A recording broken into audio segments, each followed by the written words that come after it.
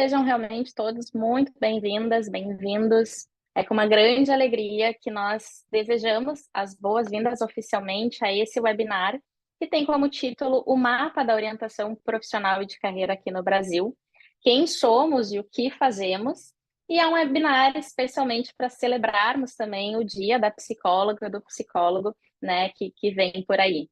Para quem não me conhece, eu me chamo Daniela Bolsinha, eu sou, com muito orgulho, psicóloga e a atual presidente da Associação Brasileira de Orientação Profissional e de Carreira, a ABRA-OPC, e eu vou mediar aqui esse webinar de hoje. A ABRA-OPC tem mais de 30 anos de história, é uma associação que conta com estudantes, profissionais e pesquisadores como pessoas associadas e espalhadas nas diversas regiões do nosso país.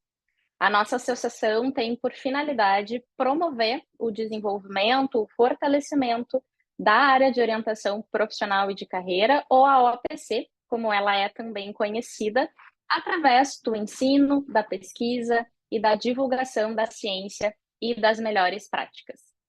Nós convidamos a todos a nos acompanharem, especialmente através do nosso site www.abraopc.org.br e também nas nossas redes sociais, o @abraopc no Instagram, para quem já quiser, inclusive, fazer registros durante esse webinar e também nos marcar, a gente adora acompanhar esses registros. Nós temos também o nosso perfil no LinkedIn, que é a AbraOPC, e o @Associação Brasileira de OPC no canal do YouTube. Então, para quem quiser, né, seguir nos acompanhando, seguir acompanhando próximos eventos, nos acompanhe aí pelas redes e pelo site. E para quem deseja fazer parte da associação, né, tanto renovar a sua associação ou para quem ainda não conhece e quer fazer parte de fato, também podem acessar no site, lá tem todas as informações sobre a associação, sobre a anuidade, né, e o que a gente tem como benefícios. A equipe vai colocando aqui no bate-papo ao longo também do nosso webinar. As inscrições de associação, elas seguem abertas durante todo o ano, e aí vocês também encontram todas as informações necessárias. Para o nosso webinar aqui funcionar da melhor forma, a gente solicita que quem está aqui nos acompanhando ao vivo mantenha os seus microfones fechados até o final. Nós teremos um momento reservado para perguntas e comentários, então também fiquem à vontade para já ir colocando no bate-papo, que a nossa equipe vai monitorar e passar depois para os nossos palestrantes. Fiquem também à vontade, né, para realmente ir trazendo aí os seus principais insights sobre a temática. Então vamos lá, dar início oficialmente a esse bate-papo realmente bem rico, bem importante para a nossa área. Nesse webinar serão apresentados os dados sobre orientadores, orientadoras profissionais e de carreira que participaram do Censo da Psicologia Brasileira realizado pelo Conselho Federal de Psicologia no ano de 2022. Esse é o maior levantamento sobre a profissão já realizado no Brasil e vai nos permitir algumas reflexões sobre a nossa formação e atuação em OPC. Nós vamos também percorrer um panorama sobre a área, sobre os temas mais recorrentes na pesquisa brasileira em OPC, e vamos aí lançar em primeira mão para vocês a primeira edição de 2024 da nossa revista brasileira de orientação profissional. Então, realmente estamos bem contentes aí, bem animados para tudo que nós organizamos, né, para este webinar. E para então a gente cumprir com esse objetivo, nós temos aqui conosco o Dr. Antônio Virgílio Bastos, que é doutor em psicologia, professor do programa de pós-graduação em psicologia da Universidade Federal da Bahia e também conselheiro do Conselho Federal de Psicologia. E também o Dr. Leonardo Barros, que também é professor do programa de pós-graduação de psicologia da Universidade Federal da Bahia, também já fez parte da nossa diretoria da ABRA-OPC e atualmente é o nosso editor-chefe da Revista Brasileira de Orientação Profissional, a RBOP.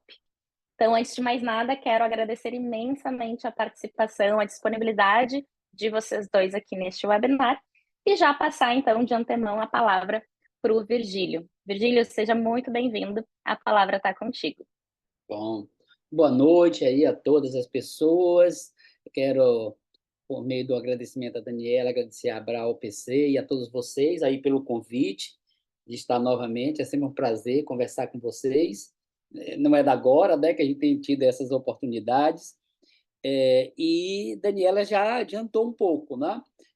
Nós realizamos em 2022 o Censo da Psicologia Brasileira, que é esse amplo estudo com uma amostra de mais de 20 mil profissionais, e esse censo, ele está pedindo aqui que eu confirme que eu estou falando alemão, será possível, meu Deus do céu? Olha só, tecnologia nos dando, né, os Eu sustos, mas mudei, acho que pode eu não estou passar. falando alemão, eu estou falando português. Ele pediu que eu confirmasse. Bom, mas esse censo, então, nos forneceu um panorama bastante abrangente do exercício profissional, das condições de trabalho, das perspectivas e da avaliação que o próprio profissional faz desse exercício. E nós produzimos, né, livros, temos feito várias apresentações, mas até agora a gente tem trabalhado com os dados gerais, nacionais, da categoria como um todo, né? E começamos a fazer agora algumas análises específicas, e essa foi uma das primeiras que a gente fez, de pegar uma subamostra que trabalha ou colocou lá entre as suas atividades que atua em orientação vocacional, orientação profissional, orientação de carreira, né? Nós reunimos isso. Bom, esse censo, gente, vocês imaginam, nós temos uma profissão, eu vou então compartilhar a tela, certo? Nós temos uma profissão que cresce exponencialmente, né? Esse crescimento está nos levando nos últimos dados, a ter próximo a 40 mil novos profissionais que ingressam no sistema conselho, não são graduados, né? Quase 40 mil ingressam no sistema, então isso mostra que em quase 5 anos a gente aumenta aí, né? Em quase 50% o tamanho da. Deixa eu ver como é que eu mudo. Viu? Bom, e é lógico que é uma profissão que se transformou muito ao longo do tempo, desde aquele recorte inicial daquilo que se fazia lá nos anos 50 e que gerou a lei 4.119, está errado aí, não é 1.000, não, é 4.000, né? Para uma profissão extremamente diversificada em termos de áreas de atuação, contextos de trabalho e tudo mais, né? E vocês vejam que, já lá em 62, uma das atribuições da psicologia era exatamente essa, de orientação e seleção profissional, né? Bom, o que é, então, que o censo nos diz? Olha, de uma população, de uma amostra, né, de 20.251 casos, né, nós tivemos 17.131 que atuavam na psicologia, ou seja, 15% ou estavam trabalhando fora da psicologia ou estavam desempregados naquela ocasião, e desses daí nós conseguimos 356 pessoas, ou seja, 2,1% da amostra, que colocaram entre as atividades que desenvolve essas três, né? Orientação de carreira, orientação profissional, orientação vocacional, né? Era uma questão aberta, eles usaram terminologias diversas, nós agrupamos. Então, isso nos deu uma amostra razoavelmente, né, significativa, importante, não é uma amostra tão pequena, que nos permitiu, então, traçar esse perfil, né, desse grupo que atua na área, né? E foi isso que eu levei para o congresso da Abra-OPC e estou aqui novamente apresentando para vocês, né? Então, o que a gente vai fazer é passar um pouco por algumas das variáveis que a gente usou no censo e caracterizar o que é que diferencia esse grupo, o que é que ele tem de singular em relação à nossa categoria como um todo, né? Bom, a distribuição, vocês vejam que aqui, então, as linhas, né, as barras em laranja são esse grupo, essa amostra de 356 que trabalham ao PC, e o azul é o país como toda a amostra geral, né? Então, vocês vejam que a distribuição por região é mais ou menos equivalente no Centro-Oeste, no Sudeste e no Sul. No entanto, mais participantes do Nordeste e do Norte, né? Na amostra geral do que atuando em OPC, né? Então, onde há uma menor participação aqui foi no Nordeste e no Norte. Tá? Um outro dado é que a OPC se caracteriza, né, majoritária mais, né, do que na amostra geral, como homens cisgêneros, né? Então tem uma participação maior de homens do que de mulheres, né? Um pouquinho menor, então quase 80% da categoria é mulher cisgênero, aí cai para 71%, né? É, também há uma, uma distribuição muito próxima entre esse subgrupo e a população quando se trata de orientação sexual, né? Não há grandes diferenças, né? Exato? A não ser uma redução aqui nesses assexuais e nos pansexuais, né? Mas no mais, né? Tem uma distribuição muito próxima, né? São os dados mais de caracterização. Em termos de religião, há uma maior participação de católicos, né? Então, uma população, é um grupo em que a religião católica predomina um pouco mais, né? E em relação à raça, nós temos, quando a gente compara brancos e não brancos, nós temos mais brancos do que na população geral, 71% contra 63%, né? E quando a gente compara as categorias mais específicas, né, nós temos também mais brancos, 71%, né? Menos pardos, menos pretos, um pouquinho mais de orientais. Né? Então, essa é o perfil desse grupo. Né? Em relação à formação, né? Na sua maioria, eles vieram de instituições privadas, um pouco mais do que na amostra geral, né? 73% contra 67%. Né? Eles têm aqui é outra graduação, além da psicologia, né? A maioria não tem outra graduação, é só psicologia. Isso é mais do que na amostra geral, né? Não, menos. Bom, e, no geral, eles também estão mais satisfeitos com a formação que tiveram na graduação, né? Na 44% contra 37% da amostra geral. Bom, esses são dados, né, da formação. Eles se formaram, né, a maior parte entre 2010 e 2019, né, ligeiramente mais um pouco, mas é próximo da população geral. Né?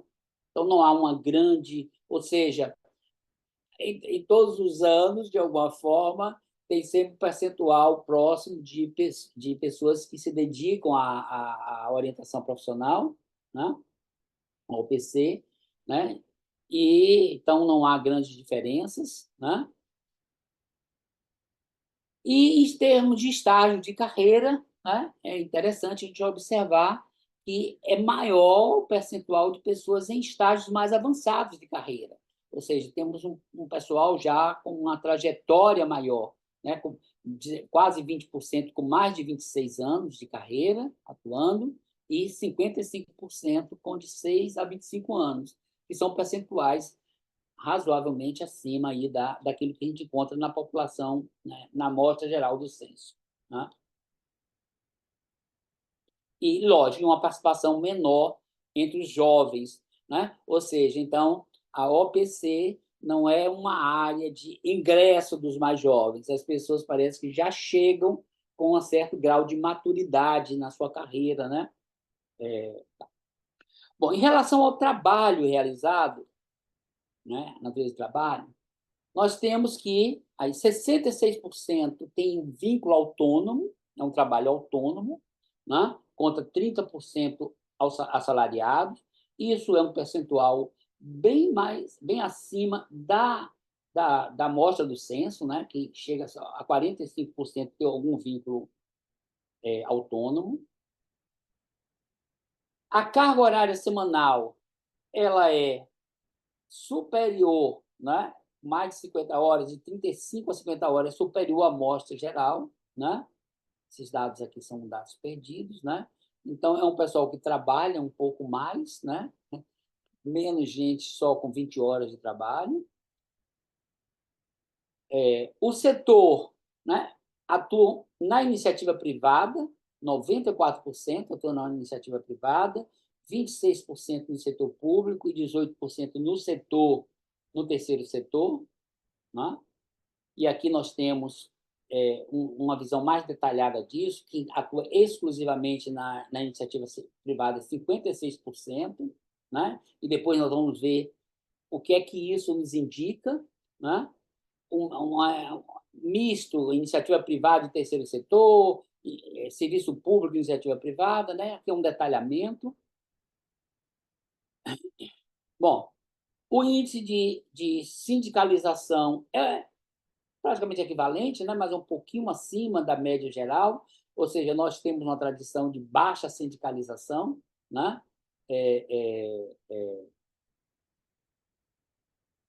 E a faixa de renda, ela se destaca com rendimentos mais elevados do que na categoria em geral, né?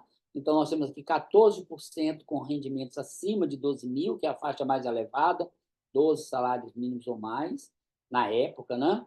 Então, contra 7%. Vocês vejam que nas faixas mais elevadas, esse subgrupo da OPC tem uma participação maior, né? Mostrando que ele se diferencia por rendimentos mais elevados do que a média, né? Então, nessas duas faixas inferiores aqui, o percentual de pessoas, de profissionais, é menor, né? Bom, o exercício da profissão, né? Vejam que orientação profissional, vocacional, envolveu exatamente 2,1% da amostra, né? Citando que é aqueles 350 e tantas pessoas, né? No conjunto. Então, está nesse grupo aqui, né? de atividades mais frequentes, né? Não é a mais frequente, que é psicoterapia, etc., né? E aí, uma coisa interessante é que nós construímos uma rede entre quem faz orientação profissional, que outras atividades ele executa, né? O que é que ele faz junto. E aqui vocês veem que a orientação profissional, né, ela se associa bem fortemente com a psicoterapia, né? É essa aresta aqui mais grossa, né? Depois, uma outra aresta grossa que é com a avaliação psicológica, né? Então, nós temos aqui os números pequenos, que não, praticamente nem eu enxergo, né? Mas dos 356 casos, 163 pessoas combinam psicoterapia com orientação profissional ou vocacional, né? Aqui não dá para eu ver quantos com avaliação psicológica, né? 43 pessoas. Bom, aí eu teria que ter memória, gente, todas essas siglas das atividades, são muitas atividades, né? Mas aqui o que eu queria destacar é isso, é a forte associação que há entre quem trabalha com orientação profissional e quem também faz psicoterapia, né? Então, aqui, as mais... olha, eu que tentando ler, eu tinha aqui esses dados, né? A orientação profissional se associa com psicoterapia, 163 casos, com a avaliação psicológica, 69, com a psicoterapia individual, mais 43, fazer palestras, orientação com supervisão de profissionais e assim sucessivamente, né? Então, são as associações mais fortes dessa atividade com outras atividades, né? Bom, nós tomamos um dado antes de atividade, que era em que áreas ele atua, né? Nós partimos de um conjunto de 12 ou 11 áreas que correspondem às especialidades reconhecidas pelo Conselho, né? Então, nós temos um dado de que 23% atuam em apenas uma área, 33% em duas áreas, 41% em três áreas. Ou seja, o quadro nesse grupo é similar ao que acontece na categoria em geral. As pessoas têm vários trabalhos, as pessoas atuam em várias áreas simultaneamente, né? Algo que a gente precisa refletir, analisar o que é que isso significa, né? De alguma forma, decorre da formação generalista que a gente tem, mas que também pode estar associada a dificuldades do próprio mercado de trabalho, as condições de trabalho, de remuneração, que levam o profissional a atuar em mais de uma área, ter mais de um trabalho, né? Então, quem atua em OPC, né, 83% se disseram atuando também na área clínica, atuando na área clínica, né? 30% em POT, 24% em escolar educacional e 22% em docência e ensino.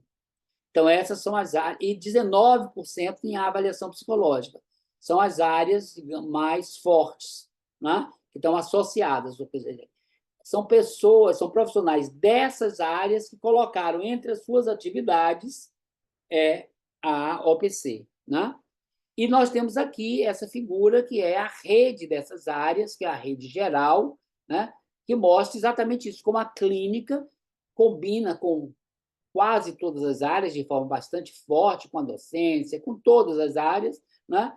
Mostrando que esse quadro que a gente encontrou nesse grupo de OPC, né? Ele reflete essa característica mais geral de que é essa múltipla combinação de áreas, né?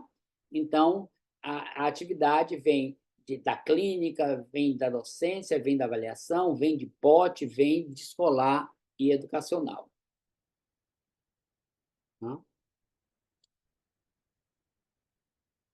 Uma outra questão, um outro elemento que a gente também caracterizou no censo foi os processos de trabalho, que é uma noção mais recente, é uma noção que aparece nas diretrizes curriculares e é um conceito que procura superar esse problema de que a área de atuação termina sendo muito fortemente associada a local de trabalho, né? Então, hospitalar é o hospital, escolar é a escola, né? Então, para romper essa associação tão forte entre a nomenclatura que a gente usa para caracterizar as nossas áreas, as diretrizes ofereceram processos de trabalho que são processos mais transversais, que podem ocorrer em diferentes contextos. Então, por exemplo, um processo de trabalho chamado mediação de conflitos pode ocorrer no âmbito da atuação da justiça, pode ocorrer no âmbito do trabalho, né? Os processos de avaliação psicológica podem ocorrer em todos os locais, né? A promoção de saúde e bem-estar também, e assim sucessivamente, né? Gestão de pessoas em contexto de trabalho pode ocorrer no hospital, pode ocorrer numa escola, pode ocorrer numa empresa, pode ocorrer numa ONG, e assim sucessivamente, né? Processos educativos também, não necessariamente são prisioneiros da escola. Então, nós também levantamos essa noção, né? E também encontramos isso, né? Uma forte associação entre vários processos, né? Então, essas 300 e poucas pessoas que estão aqui no grupo de OPC, 84% delas descrevem que trabalham com processo de orientação e aconselhamento. Não sei por que não 100%, né? 78% processos clínicos, 76% processos de promoção de saúde e bem-estar, né? E 48% processos educativos, né? Então, esse é o perfil desse grupo. Bom, uma outra questão que a gente também tomou, e nesse caso a gente só tem respostas de 265, porque essa questão foi aplicada em um módulo mais reduzido, né? Quando o censo não foi aplicado integralmente a todos os 20 mil, né? Os 20 mil tinham um módulo comum que todos respondiam e depois ele se dividiu em 2 módulos. Então, esse módulo de avaliação psicológica foi respondido aí por 265 dos 350, né? E aqui estão as técnicas, né? Entrevista, observação, testes psicológicos, né? Que eles disseram usar. Né? Bom, por fim, a gente pedia uma avaliação e qual eram os seus planos futuros. Né? Bom, a avaliação, vocês vejam que, no geral, né, a partir daqui, tem uma certa diferença, né, entre o que a população, né, o censo como todo, os profissionais trazem e o pessoal da OPC. Né? Então, por exemplo, o pessoal da OPC acha que a profissão é mais reconhecida pela sociedade, né? o pessoal acha que não é tão grave, quer dizer, é menos grave o problema da remuneração. Né? Vimos que o pessoal que tem rendas maiores, né? Tem rendimentos maiores, né? Uma avaliação mais positiva, não, uma avaliação mais negativa em relação ao quanto a profissão é reconhecida e valorizada pela sociedade, né? Um reconhecimento de que a profissão tem um compromisso com questões políticas, sociais, que contribuem. Né? Aqui está bem próxima esse reconhecimento de que ela é banalizada por maus profissionais. Né? Uma visão mais crítica quanto a práticas que não têm embasamento científico. Né? Um reconhecimento de que a profissão é complexa, que requer uma formação mais profunda, né? E também um reconhecimento de que a profissão é mais diversificada e oferece outras oportunidades. Né? Bom, e, por fim, o plano de futuro, vocês vejam que não há, a categoria que mais aparece não se diferencia da população geral. O psicólogo quer investir mais na formação em psicologia, então é um grupo que quer continuar como psicólogo, quer investir mais na sua formação, né? Mais gente quer manter o que está fazendo, ou seja, além de tudo, está satisfeito com o que faz, né? Né? E, no demais, ele não se diferencia fortemente demais, no sentido de incorporar novas atividades, incorporar outra profissão, né? Tem sempre um percentual aqui residual de outras respostas. Né? Bom, com esse quadro, né, o que eu queria, assim, título de reflexão final, colocar para vocês. Esse foi o primeiro censo, né? E o Conselho fez uma resolução tornando esse censo uma atividade periódica a ser realizada a cada 5 anos, né? Considerando que a cada 5 anos 200 mil novos profissionais ingressam na profissão. Nós sabemos o impacto que isso causa nas condições de trabalho, na empregabilidade. Nós sabemos também o impacto que é esse grupo jovem que chega com o processo que a gente acompanha, que a gente vivencia, de precarização do processo de formação. Né?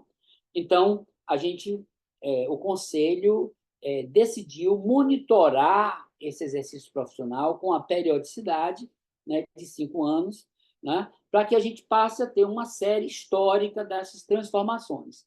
Até agora, esses dados eles são comparados de forma muito frágil com alguns outros estudos que nós fizemos, um primeiro censo lá nos anos 80, né, com uma amostra bem mais reduzida, também uma população de profissionais bem menor, né, e também com mudanças, né, em várias das variáveis, por exemplo, áreas de atuação, nós não tínhamos essas 12 áreas. Né?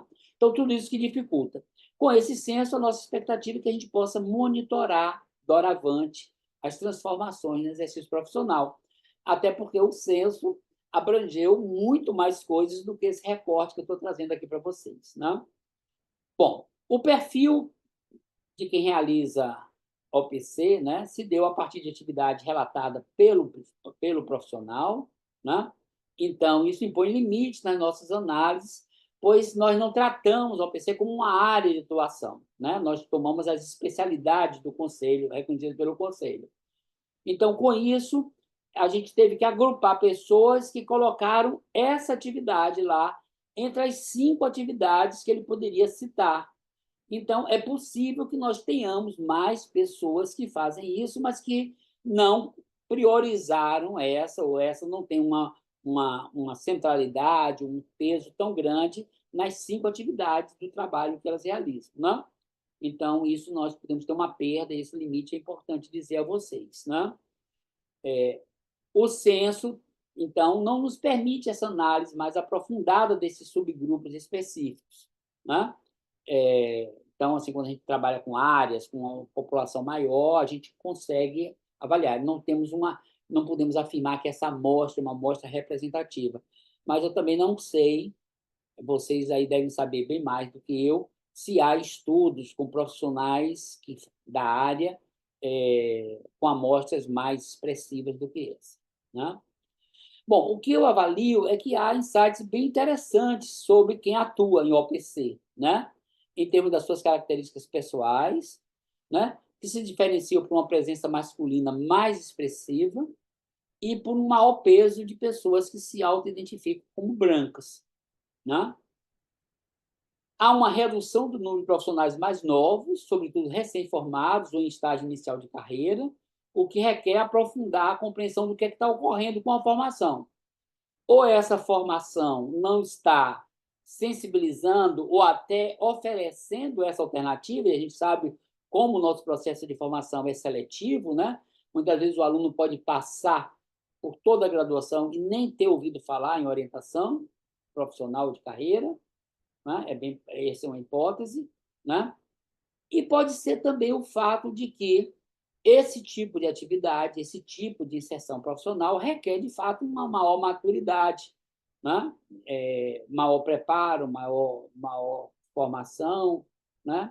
Quer dizer, é algo aí a se investigar, coisa que nós não fizemos, né? Evidentemente.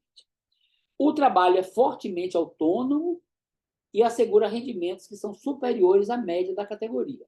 Né? Esse é um outro traço, outra característica que a gente destaca, né? Porque a média salarial é bastante superior e é interessante que isso vem de um trabalho que é fortemente autônomo e que a gente vai ver que é um trabalho fortemente associado à clínica, né?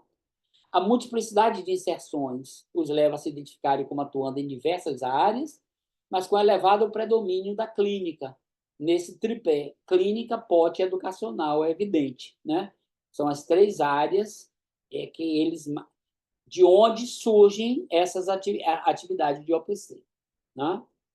E eu acho que isso faz todo sentido com as raízes, né, teóricas e práticas de onde vem a orientação profissional, orientação de carreira, assim sucessivamente. Bom, ele se descreve como atuando também, lógico, nos processos de orientação e aconselhamento, mau peso, seguido de processos clínicos e de saúde, né? Então, é essa forte associação e eu acho que talvez seja o principal dado, e quem faz OPC está muito fortemente vinculado à clínica, né?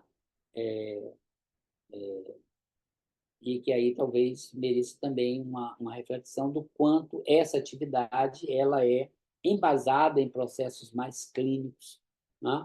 Do que em processos educacionais, né? Bom, e, no geral, eles fazem avaliações mais positivas da profissão, né? Pretendem continuar fazendo o que fazem em termos de projeto futuro, né?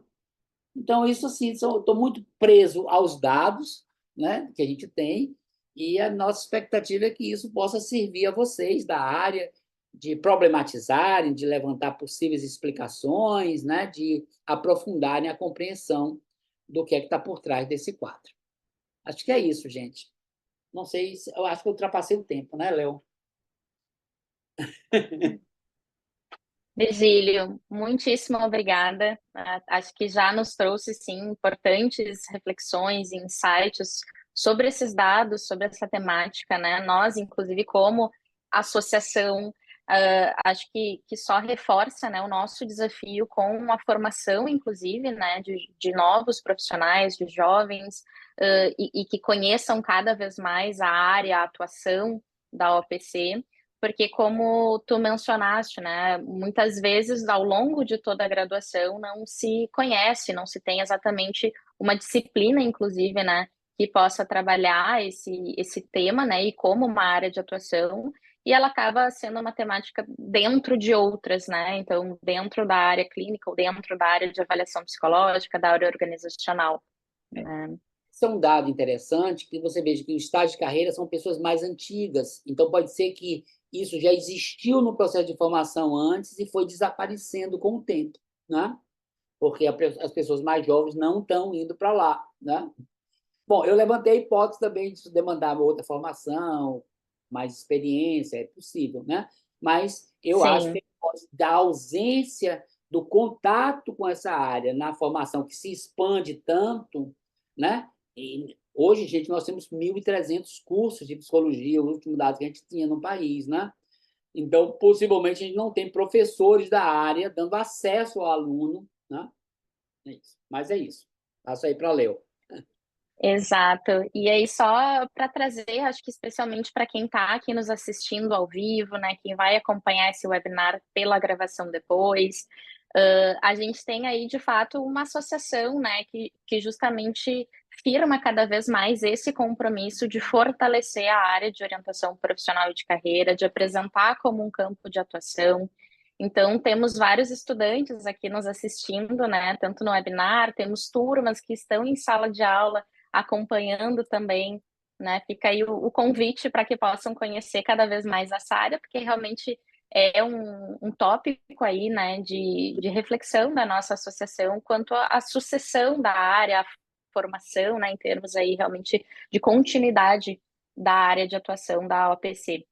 Então, cada vez mais, esse também, como uma curiosidade, é um dado que nos últimos anos os nossos associados são mais profissionais do que estudantes.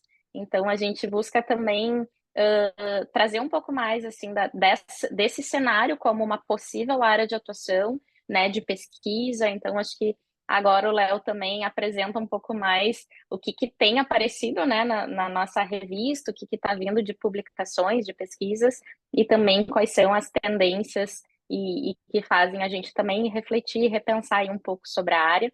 Eu reforço, né? O pessoal já está colocando aqui perguntas, comentários no bate-papo. Sigam colocando no finalzinho, depois então da fala do Léo, a gente resgata e a gente passa para os nossos palestrantes para que a gente possa conversar ainda mais. Então, Léo, tá contigo, por favor.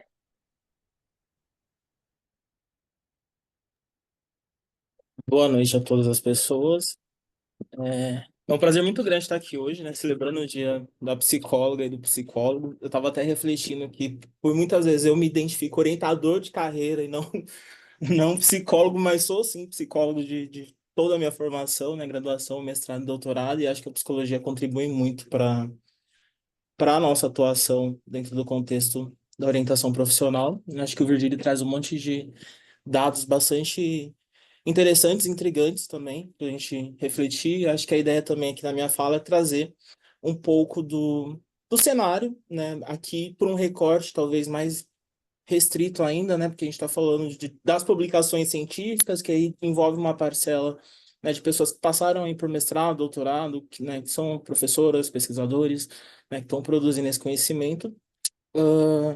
E ao contrário do censo, eu acho que a gente tem, né, durante a minha busca para montar essa apresentação, eu consegui encontrar o registro da história da evolução da nossa área do ponto de vista da pesquisa, né? Então, eu trouxe aqui para a gente poder conversar, né, dar uma olhada e conversar sobre esses assuntos. Acho que um primeiro ponto, né, é que tem uma amostra no censo que, para mim, ela é bastante significativa, especialmente pelo fato de que a gente não tem, na maioria dos cursos, né, disciplina específica de orientação profissional. Então, as pessoas estão descobrindo a área, né, e descobriram a área ao longo de todos esses anos, e eu acho que muito disso, só minha apresentação deu problema, acho que tem que compartilhar.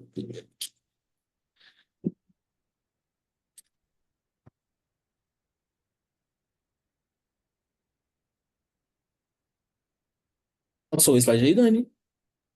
Acho que agora Sim, foi, né? tá aparecendo agora. Bom, Uhum. eu acho que um fator, né, que contribui ao longo desses anos para que as pessoas encontrem essa área, eu acho que é a própria Associação Brasileira de Orientação Profissional de Carreira, né? Então, a gente está falando de uma entidade que existe aí há mais de 30 anos, né, que vem tentando fortalecer, né, o contexto brasileiro, né, divulgar o campo de orientação profissional, qualificar o que a gente está fazendo aqui, né, as nossas práticas, e ao longo dessa história tem reunido, né, pessoas interessadas pela temática, que estão se aproximando, que se consolidam dentro dessa área, né, que permanecem aqui com a gente. Acho que a associação tem contribuído nessa divulgação também, né, nos seus congressos, né, a gente já tem 16 congressos nacionais realizados, né, que reuniu uma quantidade grande de pessoas ao longo de todas essas edições.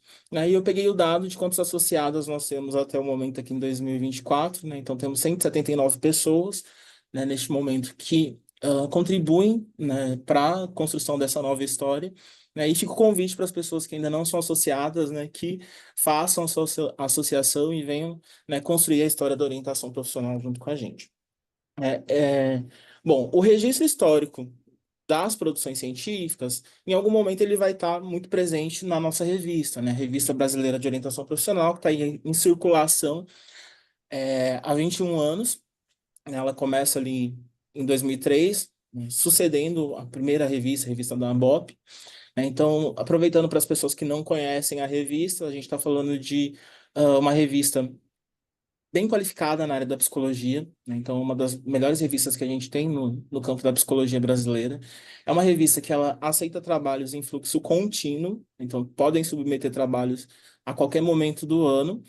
A revista ela é gratuita, né? Tanto para as pessoas que pretendem publicar os seus trabalhos nela, né? Também para os leitores, e o que ajuda a gente a manter essa revista funcionando nesse formato são os nossos associados. Né? Então, são as pessoas que, né, anualmente acreditam nessa associação e estão investindo ali para receber também esses estudos que vão contribuir para qualificar a sua prática. Né? Então, a gente tem como publicação semestral, né? Então, 2 números por ano, né? E aí hoje a gente vai estar aproveitando o nosso evento para fazer o lançamento do primeiro número deste ano. Bom, quando a gente pega aí o panorama da área da orientação profissional de carreira, a gente tem aí algumas evoluções é, em termos do que a gente estava fazendo, né, e do que a gente faz no momento mais atual. Esses dados aqui, eles não são específicos da nossa revista, tá? Então, são estudos que analisaram o campo da orientação profissional de carreira no Brasil, de uma maneira ampla, em todas as possíveis fontes de publicação desses estudos. E é interessante que a gente tem uma série histórica aí que foi registrada, que marca lá desde 1950, e o último período que foi analisado foi até 2015, né? Então a gente vê que a área ela começa ali, tem um período muito mais teórico do que de aplicação prática do que a gente estava fazendo, né? Não, a gente não tinha muita pesquisa empírica especificamente nesse primeiro período, né? Mas desde o início tem sido uma área muito profícua para construção, tradução, adaptação e busca por evidência de validade para os nossos instrumentos de medida, né? Então, acho que isso justifica ali aquela associação que vai aparecer no censo das atuações em orientação profissional com o campo da avaliação psicológica também, né? E, historicamente, o que chega aqui no Brasil, né, nesse primeiro período, é, como o assunto mais discutido, mais investigado aí nessas publicações, são as pesquisas sobre interesses profissionais, né? Que é um construto muito chave, que todo mundo, né, seja no contexto de pesquisa ou de prática, lida com esse tipo de assunto, né? Nas intervenções, principalmente, as pessoas são muito interessadas por uma avaliação de interesses profissionais, né? Depois a gente tem aí, numa segunda série, uma crescente muito grande das publicações, né? Então isso já mostra que a gente entra num período que talvez a gente tenha uma atuação maior, uma formação mais ampliada, né? Ou se ampliando nesse período de 2006 a 2010, né? Que faz com que a gente investigue mais, ainda mais os assuntos do nosso campo, né? Nesse momento aí intermediário, a gente tem uma predominância de pesquisas feitas com estudantes de ensino médio, né? Mas nesse período especificamente, a gente tem aí o surgimento de públicos um pouco mais diversos do que no primeiro período ali de 1950 a 2005, tá? E os estudos nesse período eles foram estudos mais descritivos, então entender como determinada variável se comportava aqui na nossa realidade brasileira, sem muita associação, criação de modelos explicativos em termos de qual variável se relaciona mais com a outra. Isso vai passar a acontecer no período de 2011 a 2015. E aqui a gente tem, né, nessas revisões, um marco, né, de que a Revista Brasileira de Orientação Profissional ela passa a ser o principal veículo de publicações dos estudos de orientação profissional de carreira. Então, é um período também de consolidação da revista, da qualificação dela, né, ao longo, desde o seu surgimento. né, continua tendo uma predominância de pesquisas com estudantes do ensino médio, perdendo um pouco daquela diversidade que a gente tinha encontrado ali no período de 2006 a 2010, né, e começam aí a predominar estudos mais correlacionais, né, e acho que isso é uma informação interessante para a gente ver que de alguma maneira, a gente passa de um momento totalmente teórico, depois de descrever como esse fenômeno se comporta aqui na realidade brasileira, e a gente passa, então, a ter uma visão um pouco mais ampla das variáveis que são relacionadas ao processo de desenvolvimento de carreira, né? Trazendo esse dado para especificamente as publicações, né, da RBOP, então a RBOP se consolida como esse principal veículo, né, de disseminação dos estudos de orientação profissional. É uma revista de uma temática muito especializada, né, então a gente só, dentro do escopo da revista, vai publicar estudos que tenham relação com esse contexto de atuação, né, e de campo de pesquisa também. E aí tem esse primeiro registro histórico da revista, que vai analisar lá de 97 a 99, que era a revista da ABOP, né? Então, em 2003, ela vai se transformar na Revista Brasileira de Orientação Profissional e de Carreira. E nesse período de 97 a 2006, a gente tem também uma passagem dos estudos mais teóricos para estudos mais empíricos, né? A gente também passa de um momento em que esses estudos eram produzidos por uma única pessoa e passa a ter um número maior de autores por artigos, então mostrando que a gente tem aí uma passagem, uma consolidação e criação de redes, parcerias de pesquisas que também podem indicar para a gente, né, a expansão, né, da formação e orientação profissional de carreira chegando em outros espaços para além daquelas universidades, né, que foram as pioneiras nesse assunto, né? E isso também é perceptível pela interlocução de instituições diferentes, né? Então, se eu tenho autores de várias instituições, significa que tem, né, mais gente em lugares diversos pensando e produzindo conhecimento sobre essas temáticas. E aí, a gente tem também registros da história da revista de 2003 a 2008, 2007 a 2011, né, que vão mostrar aí que a gente, apesar daquela diversidade, né, começar uma diversidade em termos de quantidade de pessoas, de instituições diferentes trabalhando com o assunto, né, essas publicações estavam muito concentradas na região sul e sudeste, né, em todo esse período histórico aí analisado, né, só que no período de 2003 a 2008, né, a gente tem aí, né, um número maior, né, de estudos de relatos de pesquisa, né, isso também vai estar presente ali depois, que tem a ver com a regra da revista, que precisa publicar, né, mais relatos de pesquisa do que relatos de experiências e estudos teóricos também, tá?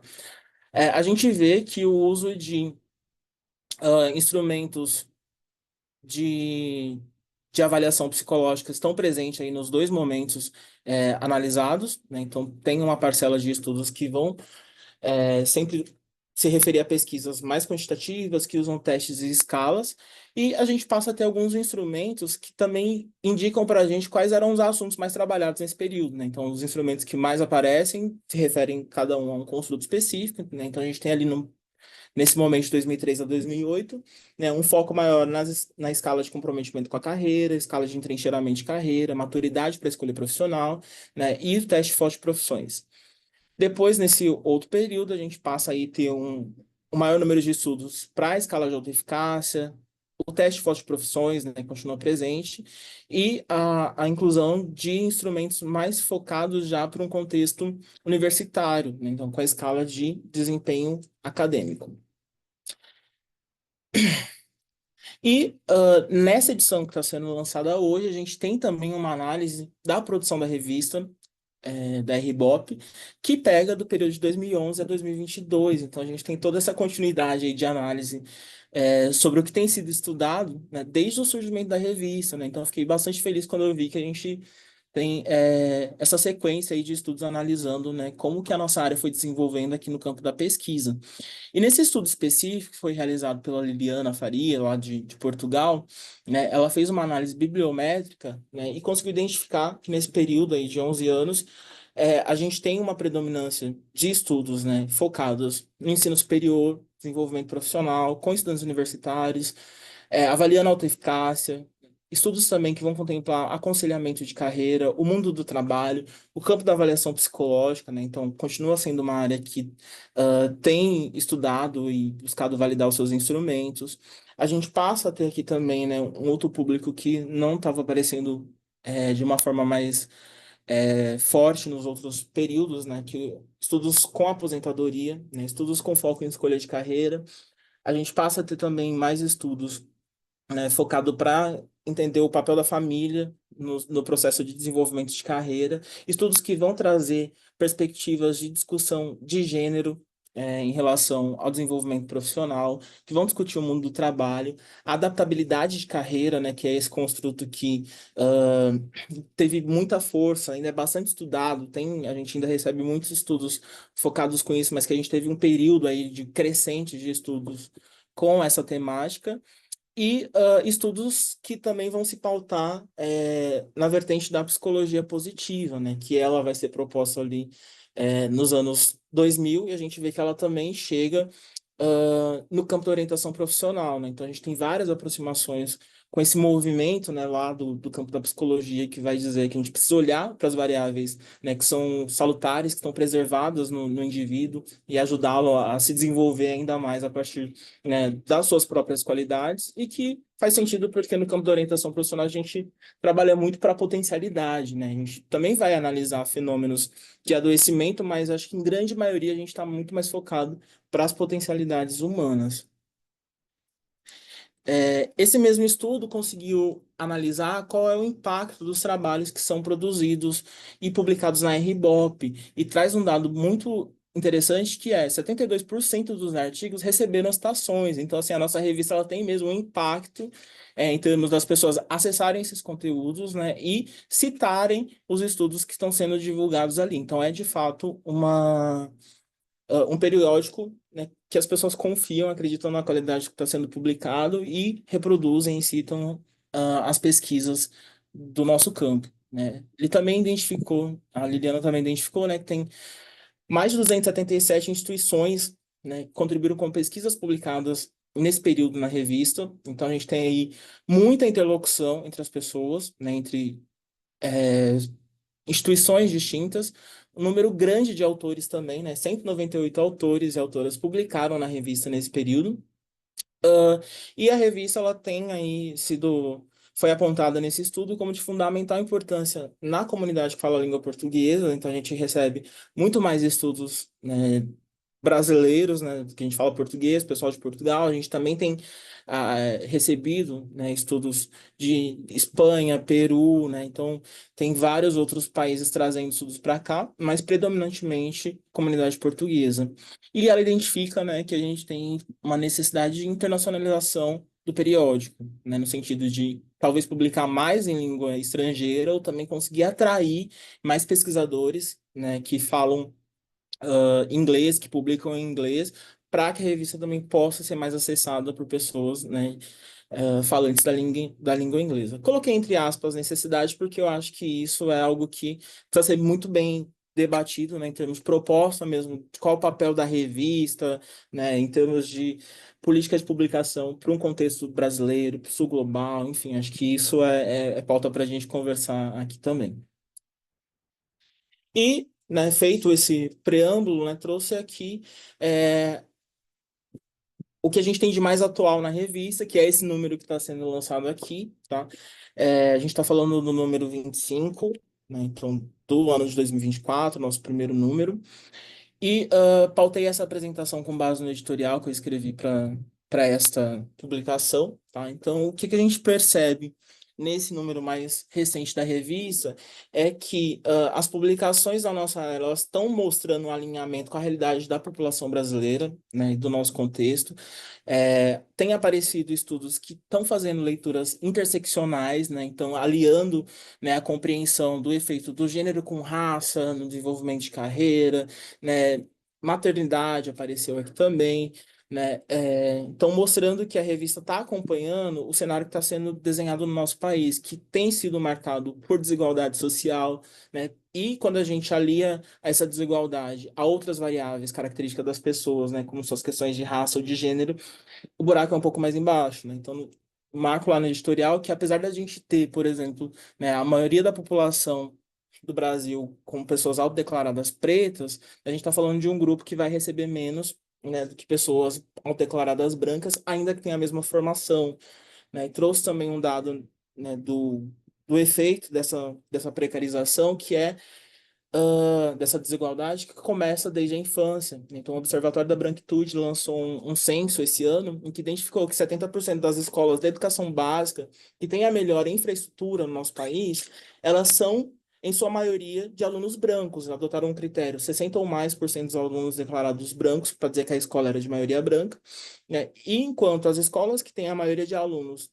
negros, né, 60% ou mais de alunos autodeclarados negros, faltam água potável, biblioteca, laboratório de informática, quadra de esporte, rede de esgoto, coleta de lixo, né? E aí a gente tem ainda um recorte regional dessa desigualdade, né, que essas escolas que recebem alunos mais pobres, que são mais precarizadas, estão localizadas na região norte e nordeste do nosso país, né? E isso é extremamente problemático porque a formação ela é a via, né, a principal via que a gente tem aqui no nosso país para romper com um ciclo histórico de desigualdade, né? E como isso vai chegar neste número, a gente tem aqui, né, nesta edição, um estudo que vai analisar satisfação, desenvolvimento e realização profissional, né, comparando aspectos de gênero e raça, então uma leitura mais interseccional. A gente tem um estudo sendo publicado que vai avaliar a qualidade de uma medida, né, então adaptando para o contexto brasileiro e analisando as propriedades psicométricas, focada em mulheres trabalhadores, né? Então, quais são as políticas de suporte que essas mães recebem aí, né, no contexto de trabalho e na sua família. E um outro ponto que também continua sendo presente neste número e em toda os últimos períodos da revista, né, é a preocupação, né, de fazer pesquisas com o contexto do ensino superior, né? E a gente às vezes pode pensar, isso já não deu, mas eu acho que não, né? E a gente tem dados do nosso país mais recentes que vão mostrar que é ainda importante a gente investir, né? Então a gente passou por um período de ampliação das instituições públicas principalmente, e fomentos para ingresso nas universidades privadas, né? Só que as políticas de permanência para esses estudantes, elas não acompanharam, né, esse crescimento, e elas foram ainda mais fragilizadas no período da pandemia da Covid-19. Então, a gente ainda está, às vezes, dá a ideia de que já está tão longe, distante a pandemia, mas ainda ela tem efeitos muito concretos no campo educacional, né? E aí a gente vê que o Censo da Educação Superior, ele também analisou o ano de 2022 e mostrou que menos de 25% dos jovens de 18 a 24 anos estão acessando o nível superior no país, né? Ou acessaram naquele ano. 25% das vagas da rede pública de ensino, elas não conseguiram ser preenchidas por falta de demanda. Então, a gente está falando de instituições que são gratuitas para os alunos estudarem, e que têm recebido, né, a gente tem avanços em termos com as políticas de cotas, recebido uma camada mais pobre da população, mas não tem o investimento na permanência desse público. E a gente teve um crescimento sem precedente de matrículas em cursos à distância. 66% das matrículas realizadas em 2022, elas foram realizadas nessa modalidade. Então, isso traz também, né, a necessidade da gente refletir, né, tanto a formação, o papel da universidade, como que a gente vai tornar esse contexto mais atrativo, em um período que a gente tem escutado discursos muito contrários às pessoas, né, se especializarem, estudarem, desvalorizando, né, o papel e a importância da educação para o desenvolvimento profissional, né? E nessa edição a gente tem, então, estudos, né, que vão focar bastante no contexto universitário, analisando paixão por estudos, né? Então, a gente tem aí uma nova proposta de um instrumento de medida para esse público, estudos que analisaram a qualidade de vida laboral de estagiários de psicologia, estudos que focaram no burnout em estudantes, e com uma nova medida também sendo disponibilizada para analisar o burnout na camada de universitários, né? Um estudo que focou em compreender o papel da adaptabilidade de carreira e a relação desse construto com a intenção de evadir desses cursos, né? Então, que ajuda a gente a pensar um pouco, né, do porquê que as pessoas não estão querendo nem entrar e os que estão entrando estão saindo da universidade, né? Um estudo que focou em compreender a associação entre a autoeficácia e o período adulto emergente, que é esse novo nova classificação que a gente tem para um grupo de pessoas que entram nessa vida adulta mais tardia em relação, né, a ter estabilidade, conseguir ter um emprego, né, e se desenvolver plenamente de uma maneira mais autônoma e independente. E um outro estudo aqui focado em um grupo mais específico, que não são universitários, que é análise, né, de intenções de escolha de carreira, interesses, né, analisando também decisão profissional e otimismo em adolescentes que participam de programas de aprendizagem, né? Então, tem aí a formação, né, do ponto de vista educacional, mas também uma formação profissional, né? Que é um debate que precisa estar bem em vista aí, né? Dado as possíveis mudanças na Constituição do ensino médio, tem uma questão de profissionalização envolvida aí e que a gente vai ser também convidado a refletir e pensar sobre esse assunto. E fechando o número, a gente tem esse artigo que analisou, né, a produção da revista de 2011 a 2022, como eu apresentei para vocês. Tá? Acho que vale bastante a pena, né, darem uma olhada.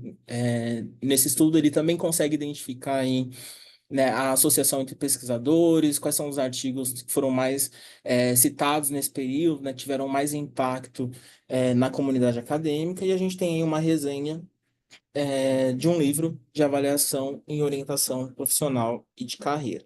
Tá? E esse número está disponível no site da nossa associação. Né? Para quem não conhece, não sabe onde fica, basta ir lá no site. Né? Então, a aba publicações, a gente tem aqui sendo disponibilizados os números, né, o 22.2, os números do 23, 24 e 25. Tá? A gente tem alocado esses números aqui no site porque a gente teve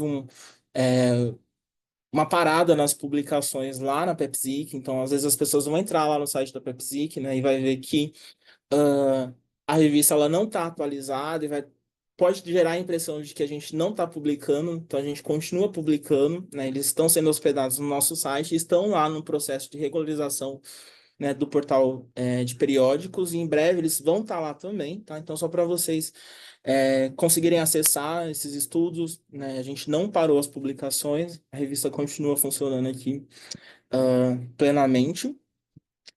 E qual seria o nosso futuro, né? O que que eu percebi que a gente ah,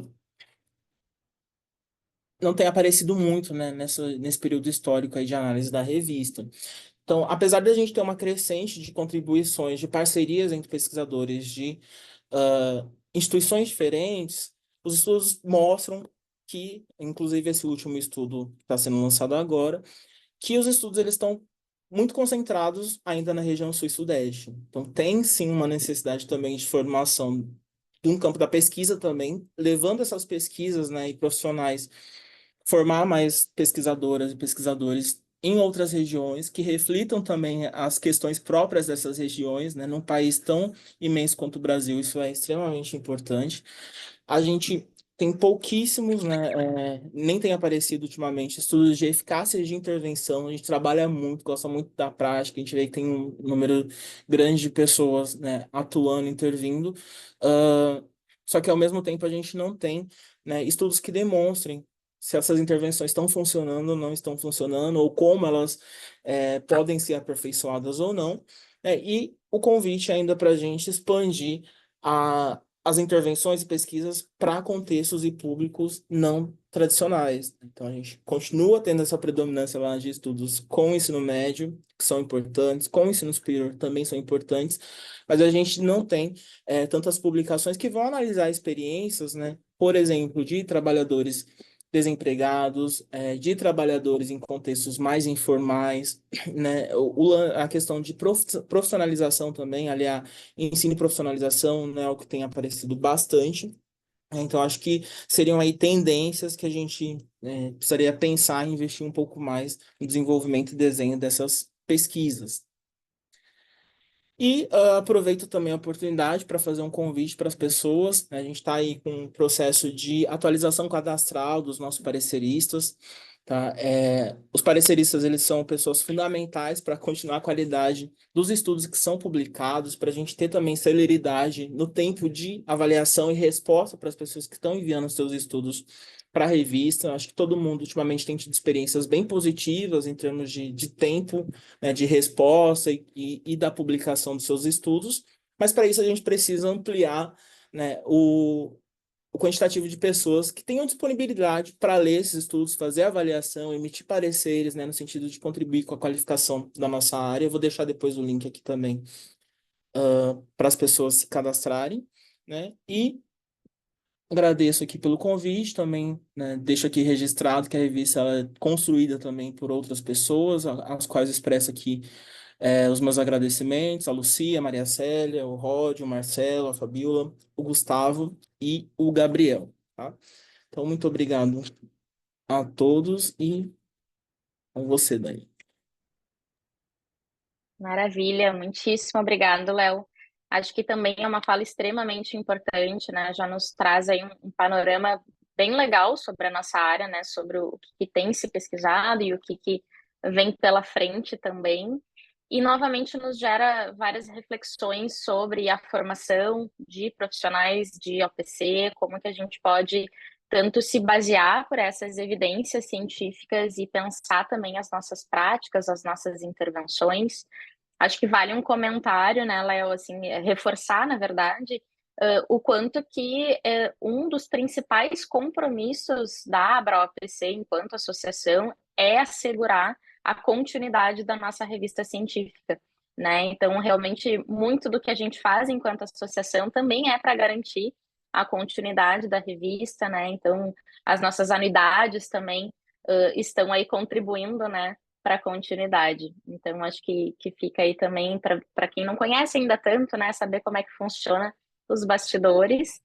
E acho que já deixo aberto, né, aqui também para um diálogo, então, com o Léo, com o Virgílio, perguntas, comentários, né? Já vieram alguns comentários ao longo da fala de vocês, né, ali, então, sobre alguns lugares que tem, que não tem disciplina de OPC, né? E acho que já fica também como algo que a gente vem batalhando também na nossa área, mas deixo aberto para quem desejar, tanto agora, se quiserem abrir microfone e fazer diretamente para os nossos convidados, ou se quiserem colocar no bate-papo e a gente repassa para eles.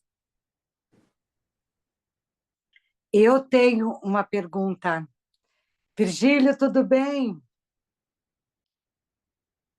Eu queria perguntar, Virgílio, se o censo da psicologia tem alguma informação sobre as formações específicas que os psicólogos fazem, no sentido da gente conhecer como é que nós estamos construindo a nossa profissão e as nossas práticas.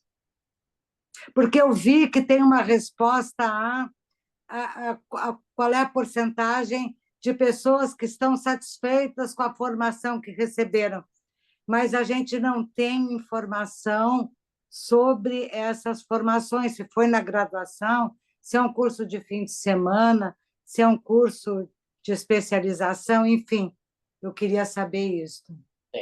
Não, aquele dado final ali é com a graduação, é o quanto eles avaliaram o curso de graduação. Mas nós temos, sim, eu não retirei esses dados específicos para essa amostra de OPC. Nós temos a formação complementar. Tem, inclusive, um capítulo do livro do censo que trata da formação complementar, mas ela é mais genérica, quer dizer, o quanto ele investiu. E aí a gente tem um dado que é assim, bem consistente ao longo de outros estudos, de que o nosso profissional investe fortemente na formação complementar após a concluir a sua graduação, né? E aí nós temos, desde cursos de especialização, mestrados, doutorados, psicoterapia é considerado um investimento também para muitos, né, de formação, a prova de psicoterapia, né?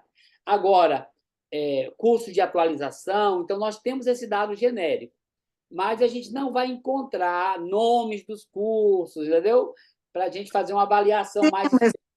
mas genérico, mas assim, ó, se a gente, porque nos interessaria muito, Virgílio, saber da formação do orientador profissional, isso é, se a pessoa fez cursos complementares, a gente não precisa saber tá? Mas eu não sei se tem o tipo, se foi Mas eu acho que aperfeiçoamento. é um dado que a gente pode buscar, entendeu?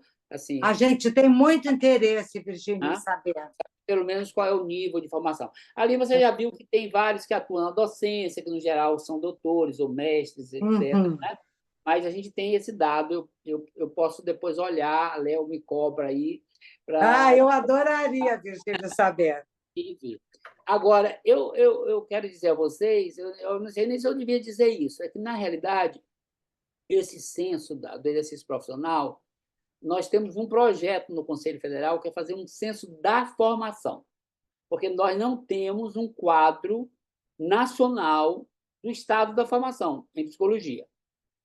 Até mesmo a quantidade de cursos é um dado que a gente vai lá no EMEC, levanta lá, encontra lá 1.298 cursos, mas a gente não sabe quantos estão em funcionamento, a gente não sabe efetivamente qual é a unidade que eles chamam de curso, porque tem essas redes de instituição, né, que se espalham pelo Brasil inteiro, então a gente não sabe se é um curso só que é oferecido em vários lugares, ou se cada lugar é um curso. Então, por exemplo, a Universo. Quantos cursos da Universo estão lá no cadastro? A gente precisaria analisar isso, né? É um curso só e que é oferecido em vários, ou são cursos na Bahia, não sei aonde, e assim sucessivamente, né? Essas redes todas, né, grandes. Então, nós temos um projeto de realizar um censo da formação, não só para ter um panorama mais nítido disso, mas, sobretudo, para analisar uma amostra aí significativa de currículos, porque nós não sabemos, por exemplo, o quanto as diretrizes curriculares estão sendo implementadas, ou como estão sendo implementadas, que entendimento os cursos estão tendo sobre o que é uma ênfase curricular, o que é formação básica, o quanto as competências que estão lá nas diretrizes curriculares estão sendo cumpridas, né? E a gente sabe o quê? Que os currículos eles terminam sendo um espaço de disputa de poder, né? E os professores terminam colocando ali aquilo que os grupos majoritários e que têm um poder decisório, que controlam as decisões, acham que é importante. E eles não respeitam, né, o perfil do profissional, o perfil de competência do profissional, né? Eles não respeitam aquilo que a gente considera que é uma formação básica que tem que ter, né? E a gente vê isso nos projetos pedagógicos, alguns que a gente conhece, e aí isso se associa ainda a um problema mais grave, que é que cada professor chega na sua disciplina, no seu componente curricular e faz o que quer. Entendeu? Então, esse problema a gente pretende mapear.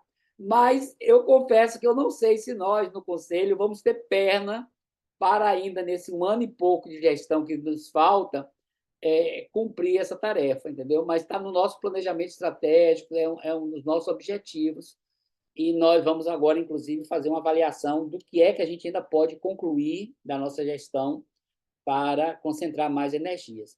E eu acho que esse censo da formação, mesmo que não seja um censo assim tão detalhado, tão amplo, eu acho que a gente precisa fazer, porque todos nós transitamos aí no escuro em relação à formação, entendeu?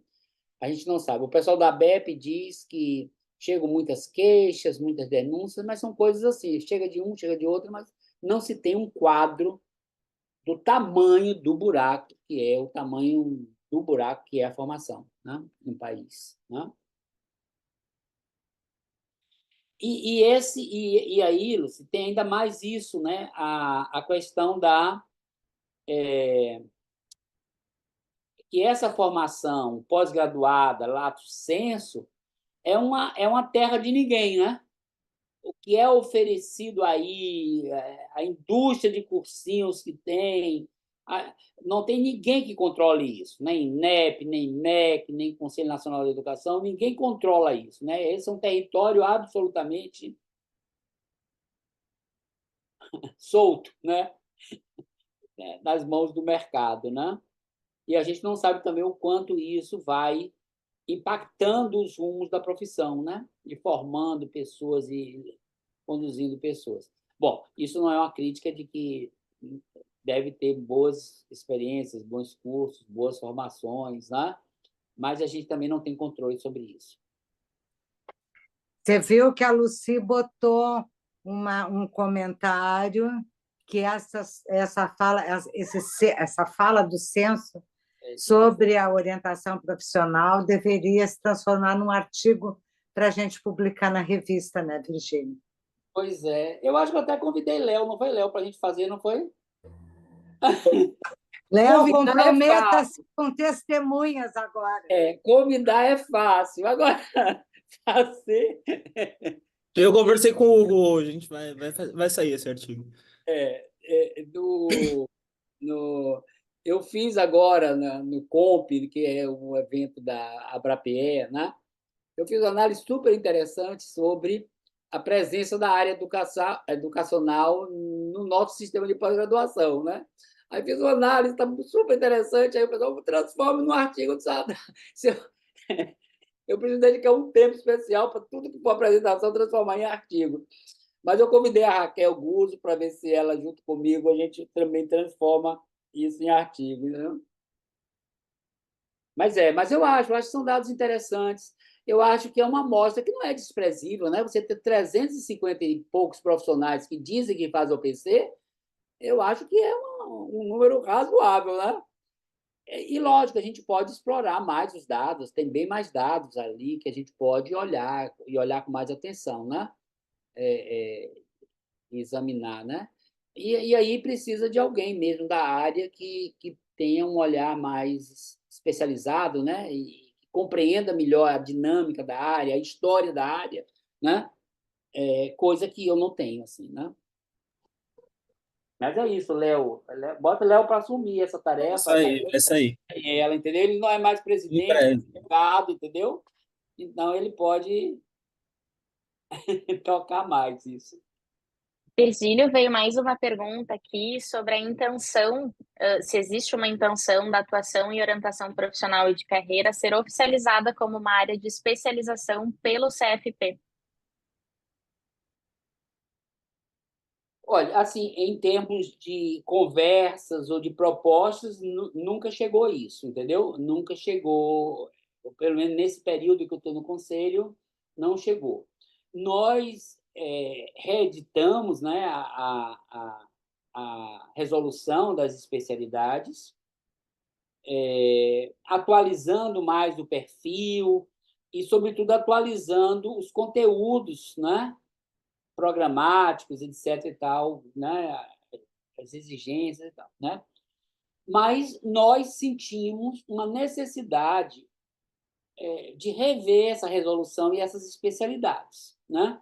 Porque a gente tem ali algumas especialidades e a gente, por exemplo, psicomotricidade é uma coisa lá de antigamente, entendeu? A gente já não sabe mais se isso é uma área de atuação. Tanto é que, quando a gente definiu que íamos usar as especialidades como áreas, a gente retirou psicomotricidade, a gente tirou psicopedagogia. Porque, se a gente tem a psicologia escolar e educacional, por que tem uma psicopedagogia? Entendeu? Mas cada uma dessas especialidades tem uma história pela qual lutou para entrar. Né? E é difícil você, depois de já ter dado o título, ter o título, você dizer, não existe mais esse título de especialista. Mas nós não abrimos essa discussão em maior profundidade. O censo, por exemplo, mostrou uma coisa. Né? Pela primeira vez, nós chamamos a avaliação psicológica de área de atuação. Né? Porque, em nenhum momento, em nenhuma das pesquisas anteriores, a avaliação psicológica era considerada uma área de atuação. Né? Ela é um processo de trabalho e ela é uma atividade. Né? E o que é que a gente observou com o censo? Né? É que ela abocanhou um percentual razoável de pessoas, né? 11, tantos por cento da categoria, mas ela é a atividade mais frequente, entendeu? Ela perpassa todas as áreas. Quando a gente analisa as áreas, o bloco de avaliação psicológica, uso de instrumentos, testes, etc. Tal, ela está muito frequente em todas as áreas, que mostra que, de fato, ele é um processo de trabalho transversal a todas as áreas de atuação da psicologia, né? E isso termina confundindo um pouco a própria noção do que é a área de atuação, né? Porque ela está lá na clínica, ela está no pote, ela está em todas, saúde, em educacional, em tudo ela está presente, entendeu? Trânsito, esporte, ambiental, avaliação psicológica é base, né? Assim, fundamento. Mas a gente não teve essa discussão ainda e, não, pelo que me ocorre, não existe essa demanda lá, né? Então, para se criar uma especialidade dessa, é preciso que alguém mobilize. Então, a própria ABRAOPC pode encaminhar essa solicitação, justificar, fazer um documento para análise do conselho, entendeu? O que eu hoje reveria é que o conceito de área não pode ser o de especialidades, entendeu? O conceito de área de atuação não pode ser o conceito de especialidade, porque as especialidades, de fato, podem ser subcampos, coisas assim, que requerem um treinamento, etc., e que muitas vezes, como no caso de vocês, são intersecções de diferentes áreas, né? É um fazer que articula mundo do trabalho, a clínica, a educação, né? Esse tripé que é difícil de você dizer assim, é uma área de atuação. Nesse sentido, ele poderia ser uma especialidade, sem nenhum problema, entendeu? Maravilha, muito obrigada. Pessoal, infelizmente, nós estamos chegando na nossa hora, né? Com certeza ficaríamos aqui muito mais debatendo e refletindo sobre todos esses dados, sobre esses direcionamentos. Certamente seguiremos conversando sobre isso. Nós gostaríamos muito de deixar alguns recados e convites agora no finalzinho, né? Então, reforçar, na verdade, o convite para quem ainda não conhece a ABRAOPC, que visite o nosso site, que nos acompanhe pelas redes sociais. As nossas inscrições, né, associações, estão sempre abertas, tanto para estudantes quanto profissionais. Então, né, fiquem à vontade para ir lá conhecer. Diga, Virgílio. Daniela, ó, aqui Luci colocou que as diretrizes de 20 anos atrás, não.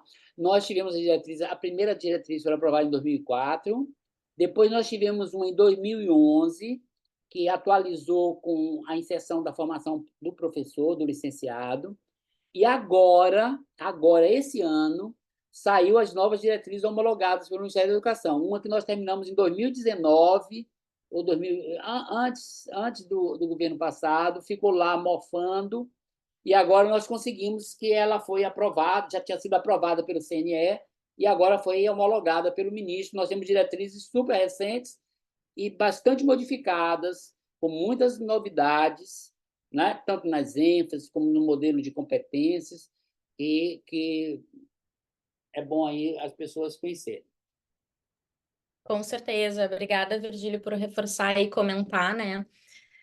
Gostaria de convidar, então, na verdade, vou pedir a ajuda da equipe, né? Se a Daisy puder compartilhar, só para mostrar a carinha, né, do nosso site e especialmente mostrar para quem ainda não conhece a nossa área de associados, né? Então, nós temos, vocês podem acompanhar pelo próprio site todos os benefícios de se associar, né? Então, de ter acesso aos nossos eventos, congressos, como o Léo até mencionou ali no nosso histórico, né, da revista, de todas as atividades que a gente promove, mas também especialmente ali na área de associados, né, a Daisy até já está com a área logada, nós temos vários materiais que vocês podem acessar e eu vou fazer ali, dar uma ênfase, né, na parte dos vídeos, que a gente tem uma espécie de biblioteca para todas as pessoas associadas, né, uma área restrita em que nós disponibilizamos uma série de eventos que a gente realiza, né, dentre os quais são gravados, né, então temos aí algumas atividades de jornadas, de congressos, de disciplinas que já também ofertamos com grandes pesquisadores da nossa área, né, então realmente é uma biblioteca bem recheada, para que justamente a gente possa aí promover, né, ainda mais o crescimento da nossa área de OPC e firmar ainda mais esse compromisso e esse desafio que o próprio Virgílio e o Léo apontaram da formação da nossa área, né, e o quanto que a gente pode realmente torná-la ainda mais conhecida, que ela possa crescer ainda mais aqui no Brasil. Então, mais para vocês darem uma olhadinha na carinha. E a gente já fazer um convite também super especial em primeira mão para vocês. Para quem ainda não acompanhou, né, fica aqui o convite do nosso Save the Date. Nós vamos promover neste ano, dia 5 de outubro de 2024, a nossa terceira jornada online da ABROPC, com uma temática, inclusive, bastante relacionada aí a tudo que o próprio Léo também apontou, que é falarmos mais sobre a diversidade na OPC e podemos refletir carreira para quem, né? Então, que a gente possa também debater um pouco mais sobre as diferentes práticas e intervenções com diferentes populações, de diferentes formas, né? Em diferentes contextos. Então, já fica aí o convite. Logo, logo a gente vai começar a divulgar a programação, de fato, né? No seu detalhamento e a abertura das inscrições, mas já coloquem aí na agenda essa reserva.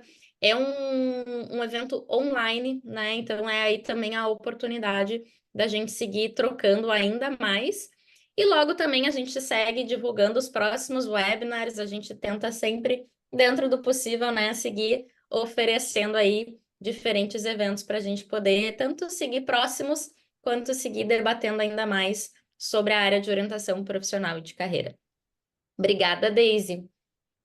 Eu vou, então, agradecer novamente, Virgílio, Léo, muito obrigada por estarem aqui conosco, por compartilharem, né, esses dados importantes e essas reflexões, esses insights para o pessoal que está se interessando pela área ou que já pesquisa, já atua, né, e a gente poder pensar de fato nessas tendências e quanto que isso impacta nas nossas pesquisas e práticas. Então, muito obrigada.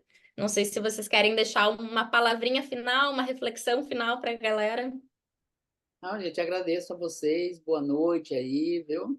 E que esses dados aí possam ser úteis também à área, a ela se conhecer. Eu acho que esse era um dos nossos objetivos do censo, né? Ajudar cada uma das áreas a se conhecer um pouco melhor, né? Na medida do possível, espero que isso ajude a vocês, viu?